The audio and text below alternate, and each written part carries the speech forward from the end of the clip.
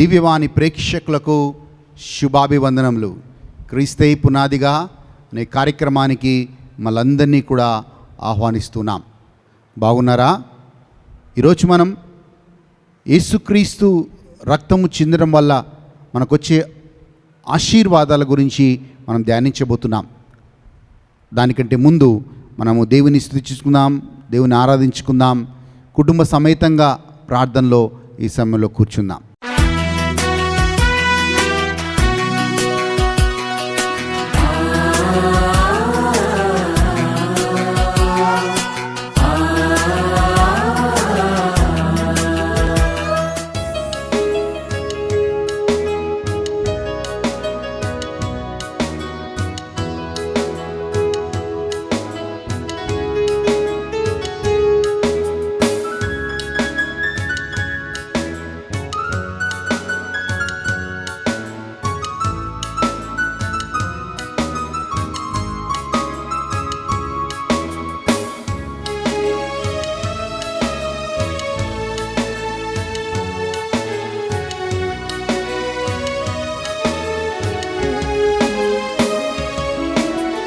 ఎవరున్నారయ్యా నాకు నీవు తప్ప, ఏమున్నదయ్యా భూమిలో నీవు లేక.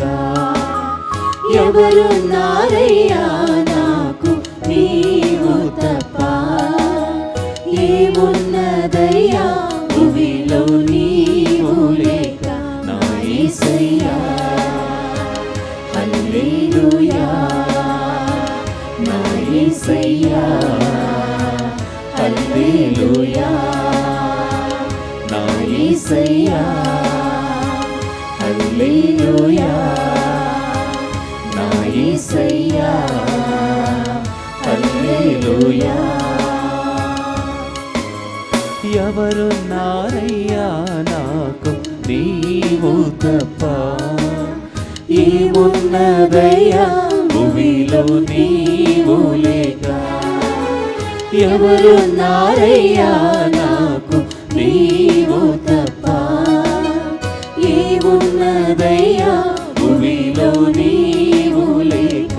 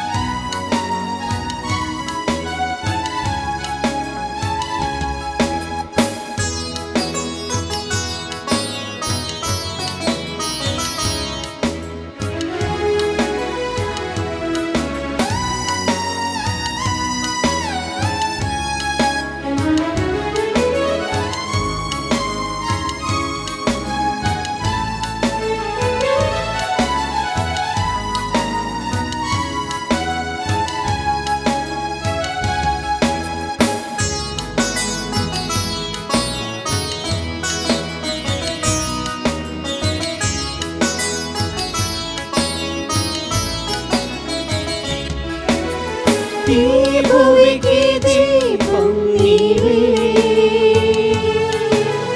నా హృదయలో వెలుగు నీవే. ఈ భూమికి దీపం నీవే, నా హృదయలో వెలుగు నీవే. అన్నింటినీ వెలిగించే దీపం నీవే, అన్నింటినీ వెలిగించే దీపం నీవే. ఎవరున్నారయ్యా నాకు నీవు తప్ప, ఏమున్నదయ్యా భూమిలో నీవు లేక. ఎవరున్నారయ్యా నాకు నీవు తప్ప, ఏమున్నదయ్యా భూమిలో నీవు లేక. నా యేసయ్యా హల్లెలూయా, నా యేసయ్యా హల్లెలూయా, నా యేసయ్యా హల్లెలూయా, యేసయ్యా హల్లెలూయా. వాక్యం వినబోయే ముందు తలలు వంచి ప్రార్థన చేసుకుందాం. మమ్మల్ని మిక్కిలిగా ప్రేమించి మా తండ్రి, నీకు వందనాలు, నీకు స్తోత్రాలు ప్రభువా. ప్రభువా, ఆ రోజు సిలువలో మా కోసం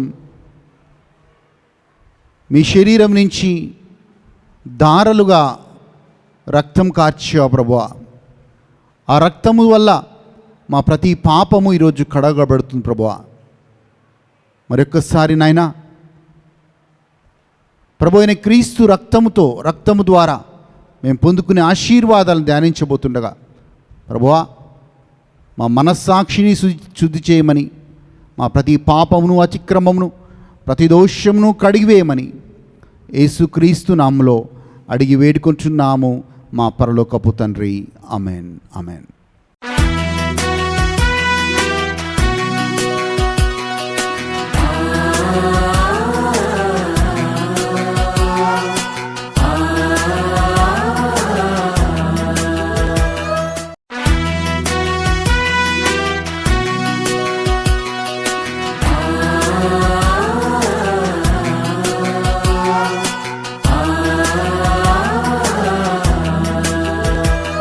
ఈరోజు మనం మన ప్రభు అయిన క్రీస్తు రక్తము ద్వారా మనము కలిగే ప్రతి ఆశీర్వాదాన్ని మనం ధ్యానిద్దాం. మన ప్రభు అయిన యేసు క్రీస్తు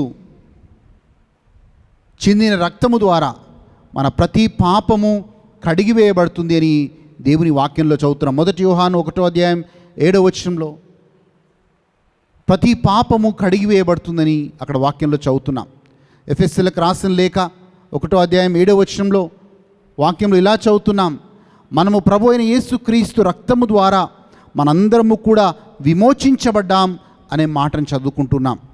అలాగే 1 పేతురు 1:18-19 మనం చూసినట్లయితే, నీవు నేను ఎలా విమోచించబడ్డాం, ఎలా వెలనిచ్చి కొనబడ్డాము అంటే వెండి బంగారులతో కాదు, మనము ప్రభు అయిన క్రీస్తు రక్తము ద్వారా అమూల్యమైన, శ్రేష్టమైన, పాపము లేని, నిష్కలంకమైన రక్తము చేత మనందరము కూడా వెలనిచ్చి కొనబడ్డామని పేతురు గారు రాస్తూ ఉన్నారు. ఈరోజు మనము యేసు ప్రభు చిందిన చివరి సమయంలో యేసు ప్రభు చిందిన రక్తం గురించి మనం ధ్యానిద్దాం. మొట్టమొదటిసారిగా యేసయ్య గెత్సెమనీ తోటలో తన చెమట రక్తముగా మారినట్లుగా మనం చూస్తూ ఉన్నాం. యేసు ప్రభు గెత్సెమనీ తోటలో ప్రార్థన చేయడానికి వెళ్ళాడు. ఆ ప్రార్థన చేసినప్పుడు యేసు ప్రభువుకు ఒక పోరాటం. ఆ పోరాటం ఏంటంటే, ఒకవైపు సిలువ కనబడుతుంది, సిలువ మరణము కనబడుతుంది. ఇంకోవైపు శరీరము బహుశా యేసు ప్రభుని శోధిస్తుందేమో, ఆ సిలువ మరణం నువ్వు పొందుకోలేవు, ఆ శ్రమని నువ్వు పొందుకోలేవని ఒకవైపు శోధన. కానీ యేసయ్య ఎంత తీవ్రంగా, ఎంత వేదనలో, ఆవేదనలో ప్రార్థన చేశాడు అంటే, తన చెమట రక్తముగా మారడం మనం బైబిల్లో చదువుతున్నాం. అంటే మన నరాల్లో ఉన్న ఆ రక్తము, ప్రవహించే ఆ రక్తము చర్మంలోకి వచ్చి, ఆ చర్మంలో నుంచి బయటికి రక్తముగా, చెమటకు బదులుగా రక్తము కారడం మనం బైబిల్లో చూస్తూ ఉన్నాం. ప్రియమైన సహోదరి సహోదరులారా, మొదటిగా యేసు ప్రభు గెత్సెమనీ తోటలో తన చెమట రక్తముగా మారినప్పుడు యేసయ్య ఒక ప్రార్థన చేశాడు తండ్రికి, అయ్యా, ఈ భయంకరమైన శోధనలో, ఈ భయంకరమైన వేదనలో ప్రభువా, నేను నా చిత్తానికి లోబడకూడదు, మీ చిత్తానికే నేను లోబడాలి అని ప్రార్థన చేశాడు. సో ప్రభు అయిన క్రీస్తు రక్తం ప్రతిసారి మనకి ఎలాంటి ఆశీర్వాదం తీసుకొని వస్తుంది అంటే, అనేక మార్లు ఈ రెండింటి మధ్యలో మనం పోరాడుతూ ఉంటాం. ఒకవైపు మన చిత్తం, ఇంకోవైపు దేవుని చిత్తం. ఒకవైపు మన హృదయ వాంఛ, ఇంకోవైపు దేవుని యొక్క చిత్తం. కానీ మనం ప్రభు అయిన క్రీస్తు రక్తము చేత కప్పబడినప్పుడు, ప్రభు అయిన క్రీస్తు రక్తంలో మనం ముద్రించబడినప్పుడు మన చిత్తము కాదు, దేవుని చిత్తానికి లోబడేవారిగా ఉంటాం. మొదటి ఆదాము ఆయన చిత్తానికి లోబడి దేవుని చిత్తాన్ని వ్యతిరేకించి ఆయన చిత్తానికి లోబడి ఆ పండు తినొద్దన్న పండుని ఆయన తిని పాపంలో పడిపోయినట్లుగా మనం చూస్తున్నాం. కడపటి ఆదామైన క్రీస్తు దేవుని చిత్తానికి లోబడి మనందరినీ కూడా ఆ పాప విమోచన నుంచి విమోచించినట్లుగా మనం బైబిల్లో చూస్తూ ఉన్నాం. ఈరోజు మనము ఒక పోరాటంలో ఉన్నాం. ప్రతిరోజు మన ముందు ఈ యొక్క 2 అంశాలు మన ముందున్నప్పుడు, ప్రభువా నా చిత్తమా నీ చిత్తమా, ప్రభువా నా శరీర కోరికలా లేకపోతే ఆత్మలో జీవించటమా, ప్రభువా లోకమా లేకపోతే సిలువ అని మనకి ఈ 2 కనబడినప్పుడు మనం అనేక మార్లు దేవునికి బదులుగా లోకానికి ఆకర్షితులైతాం. అలాగే దేవుని చిత్తానికి బదులుగా మన చిత్తానికి లోబడతాం. అలాగే మన కోరికలకి ఎక్కువగా మనం బానిసలైపోయి మనము దేవుని చిత్తానికి వ్యతిరేకంగా మనం జీవిస్తూ ఉంటాం. కానీ ఈరోజు ప్రభు అయిన క్రీస్తు చిందిన రక్తము ద్వారా ఎప్పుడైతే ఆ రక్తము మన మీద, మన యొక్క మనస్సాక్షి మీద, మనల్ని పాపానికి ప్రేరేపించే ప్రతి అవయవం మీద ఎప్పుడైతే క్రీస్తు రక్తాన్ని మనం ఉంచుతామో అప్పుడు మనము ఆ కోరికలు, మనలో ఉన్న కోరికలు, మనలో వాంఛలు అన్నీ చనిపోయి మనము దేవుని చిత్తానికి లోబడి దేవుని మార్గంలో నడిచేవారిగా ఉంటాం. ప్రభు అయిన క్రీస్తు ఆ గెత్సెమనీ తోటలో తండ్రి దేవుడికి లోబడినట్లుగా మనం కూడా లోబడి జీవిస్తాం అనే మాటను చెప్తూ ఉన్నాను. ఎందుకంటే ప్రభు చాలా స్పష్టంగా ఒక మాట చెప్పాడు. మత్తయి సువార్త 7వ అధ్యాయం 21వ వచనంలో అనేక మంది దేవుడి దగ్గరికి వెళ్ళి, యేసు ప్రభు దగ్గరికి వెళ్ళి, ప్రభువా నీ నామంలో అద్భుతాలు చేశాం, నీ నామంలో దయ్యాలు వెళ్ళగొట్టాం, మేము సువార్త బోధించాం, చాలా సేవ చేశాం అని ప్రభు దగ్గరికి వెళ్ళారంట. వాళ్ళందరిని చూసి ప్రభు ఒక మాట అన్నాడంట. ఆ మాట ఏంటంటే, మీరెవరో నాకు తెలియదు అని చెప్పి వాళ్ళందరినీ పంపించేశారంట. ఎందుకంటే వాళ్ళు చేసిందంతా వాళ్ళ చిత్తానుసారంగా చేశారు. అయితే దాని తర్వాత వచనంలో మనం చదువుకుంటున్నాం. మత్తయి సువార్త 7వ అధ్యాయం 22, 23 వచనాల్లో మనం చదువుకుంటున్నాం. ఎవరైతే దేవుని చిత్తాన్ని చేస్తారో వాళ్ళే పరలోక రాజ్యంలో అడుగు పెడతారు అనే మాట యేసు ప్రభు చెప్తున్నాడు. ఈరోజు యేసు ప్రభు కోసం అనేక పనులు చేయొచ్చు. నువ్వు సువార్తనే చేస్తుండొచ్చు, స్వస్థతలు చేస్తుండొచ్చు, అద్భుతాలు చేస్తుండొచ్చు, దయ్యాలు వెళ్ళగొడుతుండొచ్చు. కానీ దేవుని చిత్తానుసారంగా జీవిస్తున్నావా, దేవుని సంతోషపెట్టేవాడిగా జీవిస్తున్నావా అన్నది ప్రశ్న. ఈరోజు ఎవరు దేవుని రాజ్యంలో అడుగు పెడతారు అంటే దేవుని చిత్తానికి లోబడిన వారు, దేవుని చిత్తానుసారంగా జీవించిన వారు మాత్రమే ప్రభు రాజ్యంలో అడుగు పెడతారని వాక్యంలో చదువుతున్నాం. రెండవదిగా యేసు ప్రభుని తీసుకొని వెళ్ళి ఆ యొక్క ముళ్ళ కిరీటాన్ని యేసు ప్రభు మీద ధరిస్తూ ఉన్నారు. అవి చాలా పొడవైన ముళ్ళు. ఆ ఒక్కొక్క ముళ్ళు యేసు ప్రభు యొక్క శిరస్సులోకి వెళ్తూ ఉన్నప్పుడు రక్తము దారలుగా ఆ యొక్క శిరస్సు నుంచి కారినట్లుగా మనము చూస్తూ ఉన్నాం, బైబిల్లో చదువుతూ ఉన్నాం. ప్రియమైన సహోదరి సహోదరులారా, ఈరోజు చాలామంది దేనితో పోరాడుతున్నారు అంటే మానసిక ఒత్తిడితో మనం పోరాడుతున్నాం. శారీరకంగా బాగానే ఉన్నాం, బయటికి నవ్వుతానే ఉన్నాం, కానీ లోపల ఒక బాధ, ఆ లోపల ఒక వేదన, దాన్ని మనము మెంటల్ ప్రెషర్ అంటున్నాం. మానసిక ఒత్తిడి వల్ల మనిషి కృంగుదలలో, మనిషి దేవుడికి నిరుత్సాహంలో, నిస్పృహలో మనిషి జీవిస్తూ ఉన్నాడు. ఈరోజు ఏ వ్యక్తి అయితే మానసిక ఒత్తిడిని అధిగమించి మానసికంగా ఏ వ్యక్తి అయితే సంతోషంగా ఉంటాడో ఆ వ్యక్తి శారీరకంగా కూడా సంతోషంగా ఉంటాడు. అందుకే mental health is very important to have good physical health అన్నారు.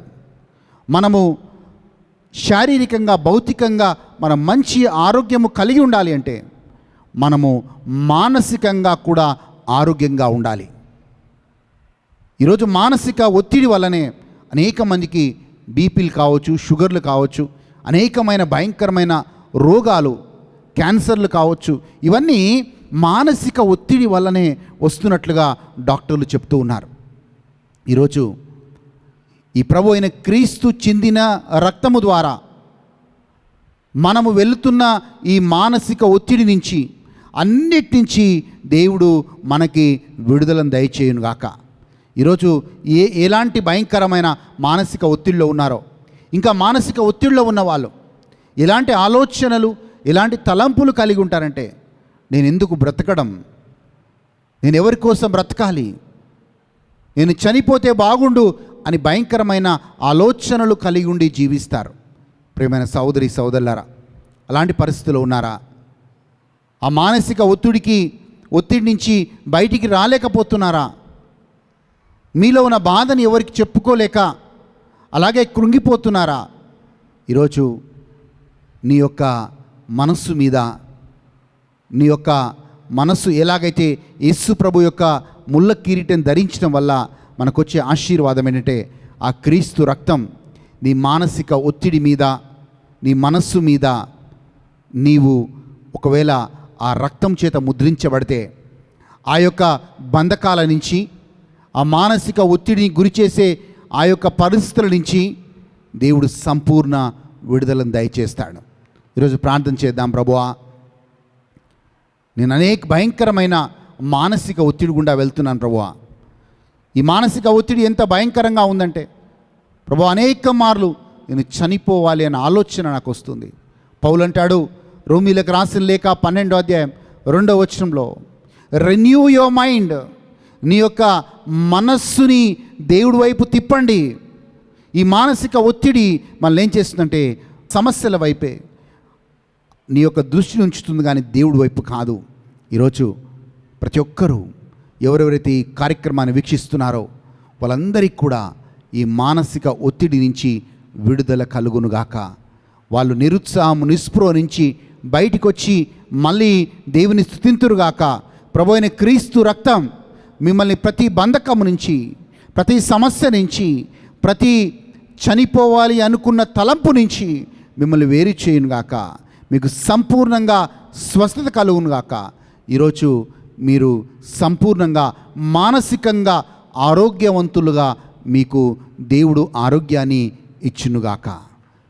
2 విషయాలు మనం ధ్యానించాం. మొట్టమొదటిగా మనము మన హృదయ వాంఛకి లోబడుతున్నాం, మన ఇష్టానుసారంగా నడుస్తున్నాం. కానీ దేవుని చిత్తానుసారంగా నడిచినప్పుడే మన పరలోక రాజ్యంలోకి అడుగు పెడతాం. ఈరోజు ప్రభు అయిన క్రీస్తు రక్తం మనకి దేవుని చిత్తానికి లోబడటానికి మనకి ఆస్కారం ఇస్తుంది. దేవుని చిత్తానికి లోబడే విధంగా మనకి సహాయం చేస్తుంది. అలాగే ప్రభు అయిన క్రీస్తు రక్తం మనందరినీ కూడా మానసిక ఒత్తిడి నుంచి మనందరినీ విడుదలని, విముక్తులని చేసి స్వతంత్రులుగా జీవించడానికి మన కృపనిస్తూ ఉంది. కళ్ళు మూసుకుందాం. ఈ పాటని ప్రార్థనగా మార్చుకొని, ప్రభువా, నేను నీ చిత్తానికి లోబడి జీవించాలి. నేను నాకు కలిగే ప్రతి మానసిక ఒత్తిడి నుంచి, ప్రతి భయము నుంచి, ప్రతి ఆందోళన నుంచి నాకు విడుదల దయచేయని ప్రార్థన చేసుకుందాం.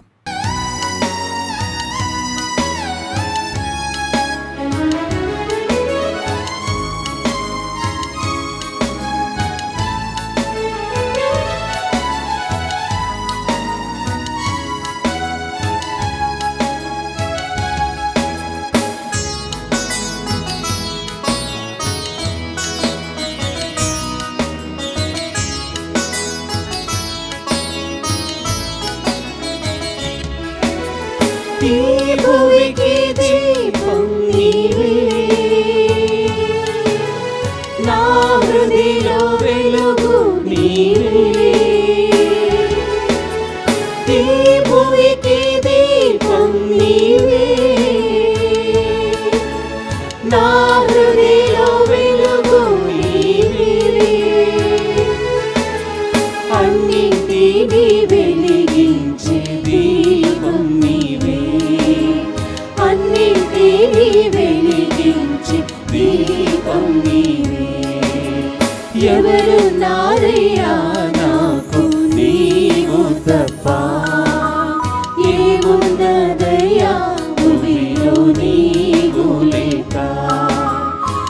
ఎవరున్నారయ్యా నాకు నీవు తప్ప, ఏమున్నదయ్యా భూమిలో నీవు లేక నా యేసయ్యా. హల్లెలూయా నా యేసయ్యా, హల్లెలూయా నా యేసయ్యా, హల్లెలూయా నా యేసయ్యా, హల్లెలూయా. తలలు వంచి ప్రార్థన చేసుకుందాం. మమ్మల్ని మికిలిగా ప్రేమించి మా తండ్రి, ప్రభువా, పౌలు అంటూ ఉన్నాడు, నేనేం చేయాలనుకుంటున్నానో దాన్ని చేయలేకపోతున్నాను, ఏం చేయకూడదు అనుకుంటున్నానో దాన్నే చేస్తున్నాను అని ప్రభు పౌలు మొరపెడుతున్నాడు. ప్రభువా, ఈరోజు మీ చిత్తానికి లోబడి జీవించే బిడ్డలుగా మమ్మల్ని ఆశీర్వదించమని కోరుతున్నా.